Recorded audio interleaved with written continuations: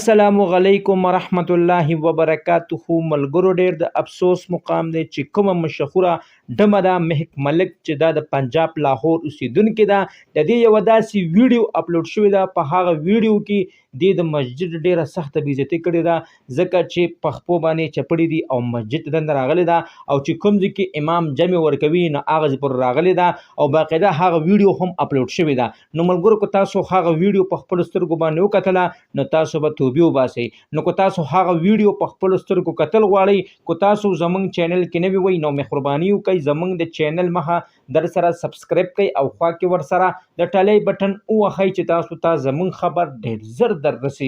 ملګرو د پنجاب مشهوره ډمه یوه مشهوره خواجه سراو هم ده او مشهوره ډم هم ده ځکه چې هغه په پنجاب کې چې هر ځای کې هغه پروګرام کوي نه هغه د یو پروګرام 2 لکه او 3 لکه روپۍ اخلي. نو ملګرو مهک ملک چې هغه ډېره خوبصورته هم ده خو د هغې یوه داسې ویډیو اپلوډ شوې ده هغه چې کله هم مسجد ته رادننه شوه مسجد د الله پاک کور دی چې هلته کې خلک ډېر په عزت سره دننه کېږي. دوی پکې دوی په خپلو باندې چپړې دي او باقاعده رادننه شوه او چې کوم دی کې امام مونځ ورکوي هغه ځای پورې راغله او پکې وګرځېده. نو ملګرو یو کې خو د چې کومه ډمه ده دوی خو یو کې د مسجد بېعزتي په دې خبره باندې وکړه چې ګوره سړی چې کله مسجد ته راځي نو د پیزار خپل ځای د چپلو خپل ځای سړی بار چپړې کېږدي د هغې نه پس بیا مسجد ته رادننه شي.